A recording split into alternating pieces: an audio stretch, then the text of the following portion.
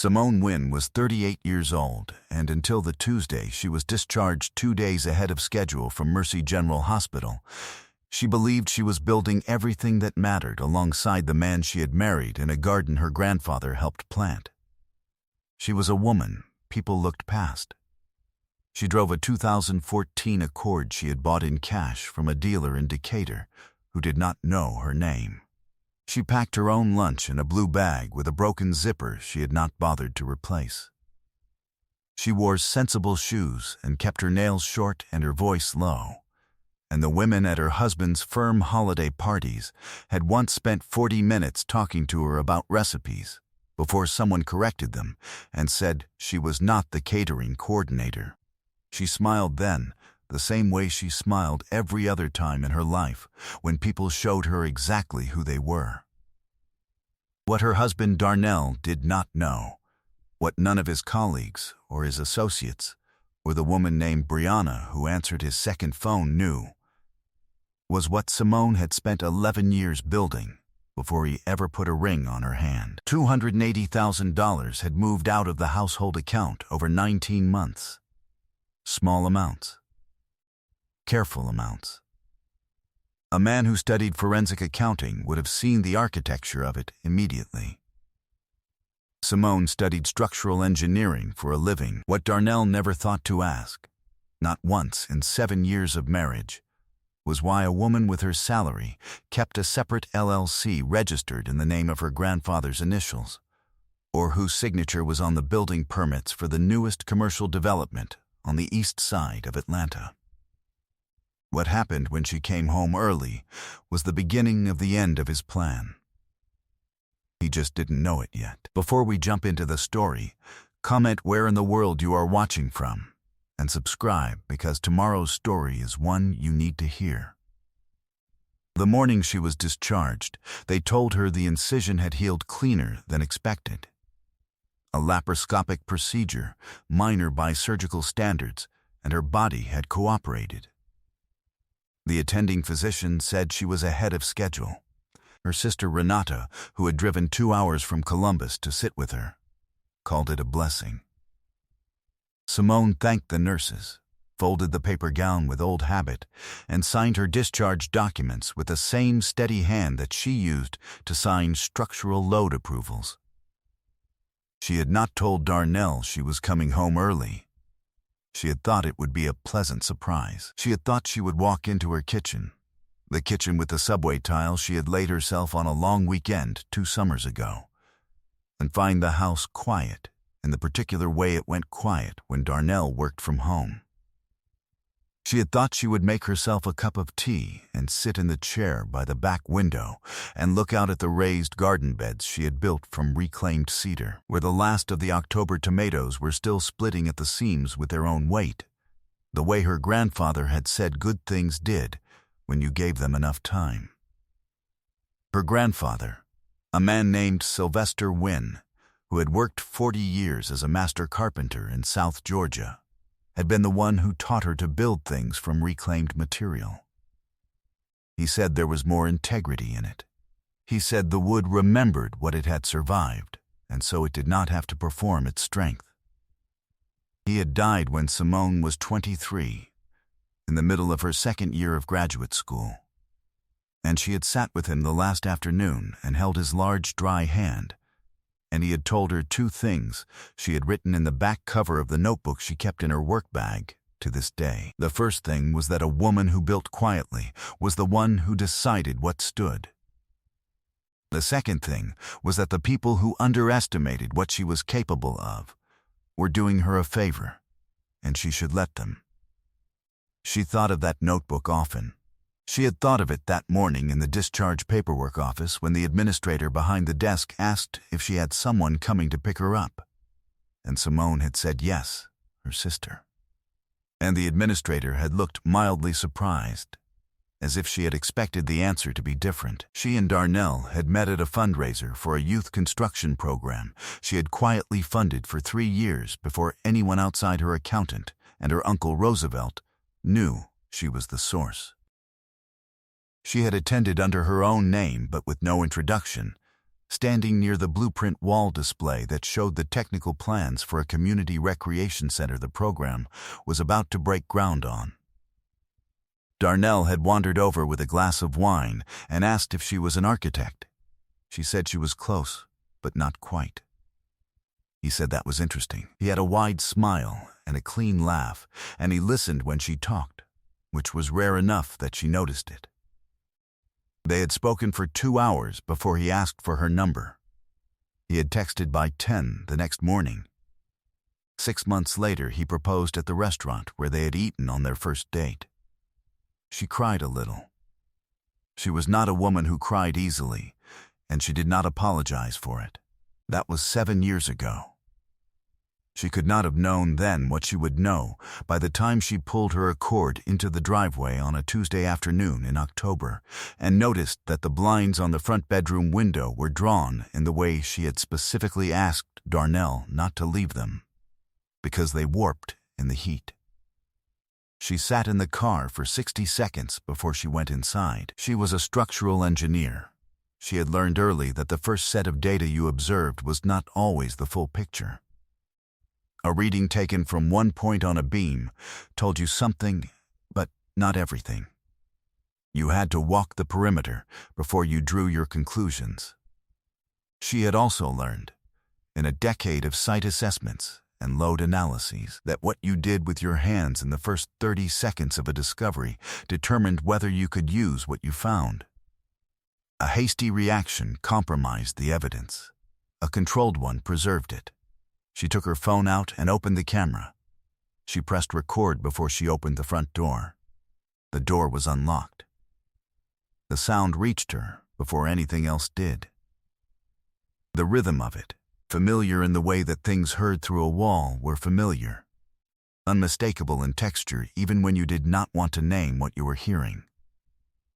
She stood in her own entryway on the hardwood floor she had refinished by hand, and she did not move. She pressed her back to the wall beside the staircase, and she breathed. Her hands did not shake. She pressed record on a second pass. She documented the shoes at the base of the staircase. One pair she recognized, one pair she did not. A woman's ankle boot, stacked heel, barely worn.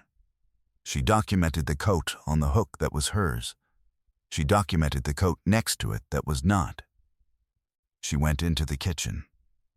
She opened the drawer where Darnell kept his mail and found 3 envelopes she had never seen, addressed to him at their home address, from a bank she had never heard him mention. She photographed each one. She forwarded 2 bank notification emails she found in the shared account portal to her personal address. She downloaded 3 months of statements from the joint checking account and saved them to a folder on the encrypted drive she kept in her work bag, the bag he had never asked to look in, because he did not know it had 2 compartments. The sounds upstairs had gone quiet by then. She was already back in the kitchen. She had the kettle on. She sat at the table with her tea when she heard his footstep on the 3rd stair, which creaked the same way it always had. Darnell came into the kitchen in a shirt that was not the one he had been wearing when she left for the hospital 4 days ago. He stopped in the doorway. She looked at him over the rim of her mug. He said he thought she was not coming home until Thursday. She said the doctor cleared her early. He said that was great. He said that was really great. He crossed the kitchen and kissed her on the top of her head and asked if she needed anything. She said she was fine. He said he had some calls to handle upstairs. She said she understood. She sat with her tea until she heard the side door close, which was a sound she recognized as the way the house exhaled when someone left through the utility entrance that led to the alley. She opened a new folder on her encrypted drive. She named it simply Foundation Work. She called Patricia Holloway at 5:30 that evening. Patricia was a family law attorney who had graduated 2 years ahead of Simone from Georgia Tech, who now ran a firm of 7 attorneys in a building on Peachtree, who had been Simone's line sister in a service organization they both still attended. who had twice told Simone that if she ever needed her, she meant professionally as well as personally. The call lasted 11 minutes. Patricia asked 4 questions. The first was how long the pattern appeared to span. The second was whether Simone had access to the account records or only fragments. The third was whether there were any joint assets with recent changes in title. The last question was whether Simone had already documented what she had found. Simone said she had the photographs, the bank statements, a forwarded set of emails from the shared account portal, and a time-stamped video she had taken while still standing in her own entryway. Patricia said nothing for a moment. Then she said, "Come in Thursday." She said, "Don't transfer anything. Don't change any account settings. Don't mention the name of the other woman out loud, and do not let him know you know." Simone said she understood. She said she had spent her career calculating loads before she adjusted a wall. You did not begin demolition before you had the drawings confirmed. Real power operated in quiet rooms. She went upstairs. She changed the sheets on the bed. She put the old ones in a bag in the hall closet. She was not sure what she intended to do with them, and it turned out she did not need to decide that evening. She slept on the far left side of the mattress, which was her side, and she slept without medication, which had not been possible the last several nights in the hospital. In the morning, she called her uncle Roosevelt, who lived 40 minutes north in a house he had owned since before Simone was born. Roosevelt Wynn was 71 years old and had retired from the Georgia Department of Transportation after 30 years. He had been her father's older brother and had become, after her father died when she was 19, the person she called when she needed to think clearly. He had large, quiet hands and the habit of listening to a problem all the way through before he said anything. She drove up on Thursday morning before her appointment with Patricia, and she sat with him on the porch with coffee. He let her talk for 20 minutes. Then he set his mug down on the railing. He said he had seen Darnell's car parked on a street near Roosevelt's neighborhood twice in the past 3 months. He said the second time he had seen a woman get into the car. He said he had written down the license plate because he was a man who wrote things down, and he had not called Simone about it because he did not want to be wrong about something that large. He went inside and came back with a small spiral notebook. The plate was registered to a woman named Brianna Caldwell, age 31, who worked in marketing at a hospitality company. Simone photographed the page. Roosevelt looked at her for a moment. He said, "Your father used to say a woman who builds quietly is the one who decides what stands."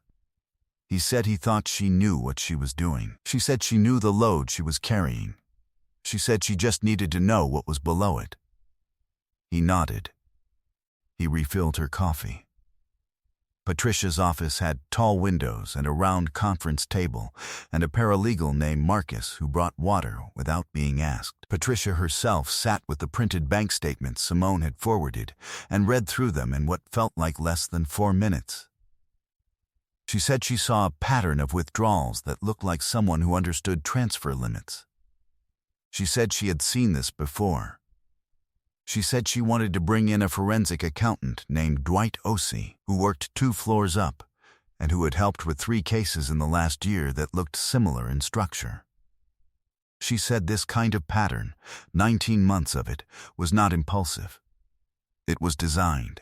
The words settled in the room like a beam under load. Dwight Ossie came down 40 minutes later with a yellow legal pad and the manner of a man who had learned long ago not to show surprise at what human beings did to each other.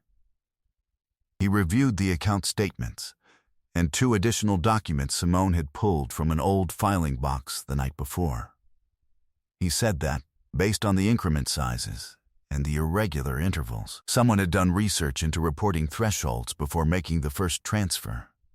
He said the earliest transaction in the pattern was dated 22 months ago, which was 4 months before Darnell had mentioned anything about career frustration or financial pressure. He said he would need a week to build a full accounting. Simone said she had time. She said she was an engineer and she knew the difference between a structure that needed to be reinforced and one that needed to come down cleanly. She drove home that evening and made dinner. She made Darnell's preferred meal, the chicken he had always called her specialty, and they ate at the kitchen table with the television on. And she asked about his week, and he talked for 20 minutes about a project at his firm. And she listened with the part of her that had always listened, and the other part of her was already past this kitchen, past this house, already standing in the finished structure of what came next. The detail she had planted without knowing she was planting it was the doorbell camera she had installed 18 months earlier after a package was stolen from the front step. It was a small device, matte black, mounted at the upper right corner of the door frame. She had mentioned it once. Darnell had never mentioned it again. It had stored 90 days of motion-triggered footage on her cloud account. She reviewed it that same night after Darnell fell asleep. Brianna Caldwell had been to the house 17 times in 90 days. Twice while Simone was at work. 14 times on mornings Simone had traveled for site inspections. Once on the Saturday Simone had taken her car to the mechanic and ridden with a colleague, a change in routine that meant she had not pulled into the driveway at her usual time. She sat with the laptop in the guest room for 2 hours, and she watched 17 clips, and she did not cry. Some things, she thought, were worth the patience to understand completely. By Friday morning, she had a second folder on her drive. She had named that one Doorbell. The reckoning happened not at a restaurant, and not at a courtroom, and not at a family dinner table. It happened on a Saturday morning at the kitchen table she had sat at 4 years ago with a pencil and a grid pad, planning the tile layout that now ran the full length of the wall behind the stove. Darnell came downstairs at 9 and found Simone at the table with a cup of coffee, and Patricia Holloway across from her, and Dwight Osai at the end of the table with a leather portfolio. Roosevelt Wynn sat in the chair by the back window. He was drinking the coffee Simone had made before any of them arrived. Darnell stopped in the doorway. He said he didn't know they had company. Simone said she should have told him. She said, "Please sit down." He sat. His eyes moved around the table. He settled into a composure Simone had seen before. The easy smile, the casual shoulders, the voice that had always made people feel they were the difficult one. Patricia opened the portfolio.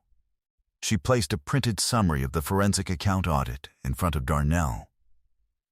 She placed behind it a printed log of 19 months of transactions, each one highlighted in yellow, each one with a corresponding date and receiving account.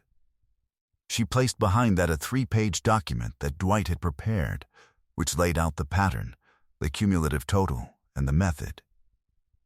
The cumulative total was $283,400. She placed behind that a printed selection of doorbell footage timestamps, with still frames she had been able to request directly from the cloud provider under account ownership. Darnell looked at the papers. He looked at Simone. He said this was not what it looked like. Roosevelt set down his coffee cup.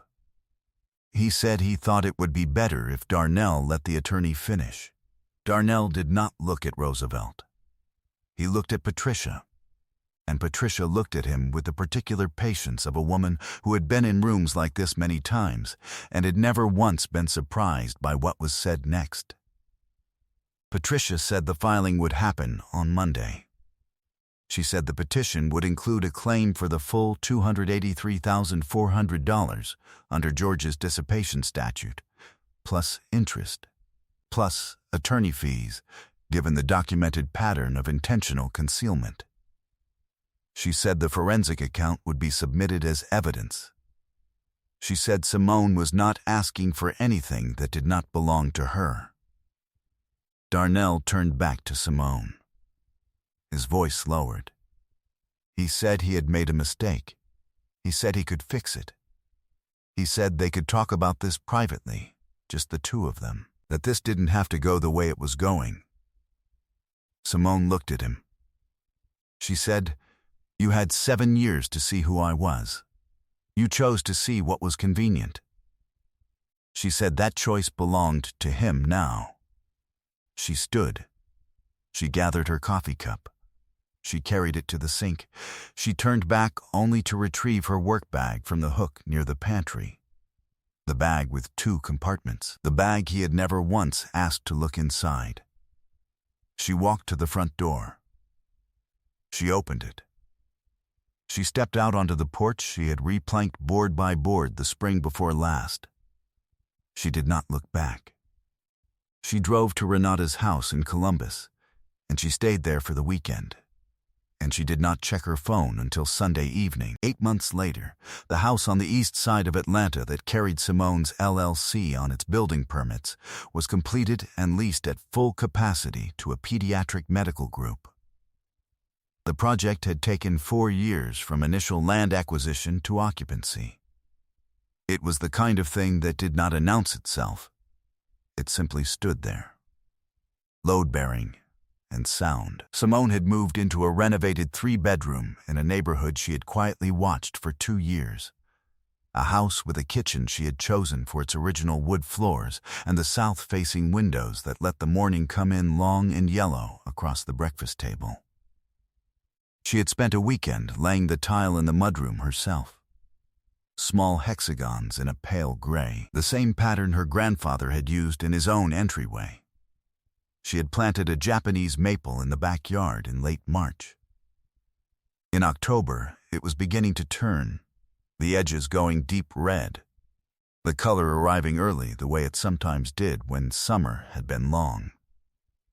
A man named Elijah Marsh had helped her move 3 boxes that she had not been able to carry on her own, which had led to coffee on her new back porch, which had led to 2 months of quiet evenings that had not yet required a name and had not been asked for one. He was a civil engineer who had spent 9 years working on water infrastructure projects in West Africa, who had come back to Atlanta to care for his mother during an illness and stayed afterward because he had not found a good reason to leave.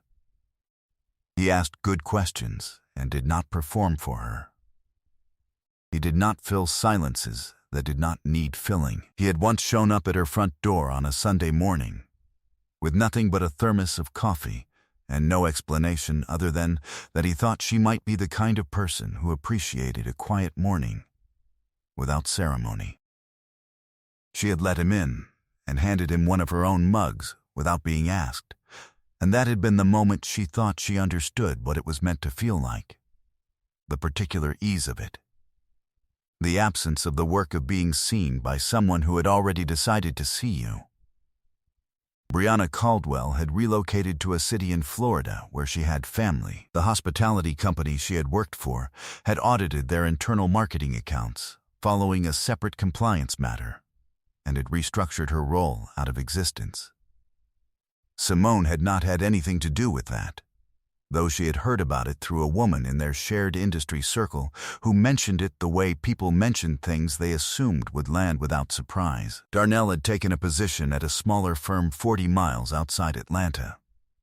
The Georgia Engineering Licensing Board had opened a review of 2 projects he had listed on his credentials, following an anonymous professional complaint filed with supporting documentation. His mother, with whom he had been close, had not called him since February. His former best friend, a man named Todd who had stood in his wedding, had sent 1 text and received no reply. Simone heard these things from Roosevelt, who heard them from people who told him things because he was a man who listened and kept his own counsel. She registered each piece of news the way she registered a reading on a structural monitor. She noted it. She adjusted nothing. On a Saturday in late October, she was at the breakfast table when the maple in the backyard caught the first long light of morning. She had her coffee in both hands. Elijah was asleep in the back room, which was where he usually was on Saturday mornings when he had stayed the night, and the house was in the particular quiet that she had always needed. She thought of her grandfather's voice saying that a thing built on a good foundation showed its quality and patience. She was free. She was solvent. She was building things that lasted. I hope you enjoyed that one. Be sure to like the video and subscribe so you don't miss the next story. I've picked out 2 more for you that I think you'll really like.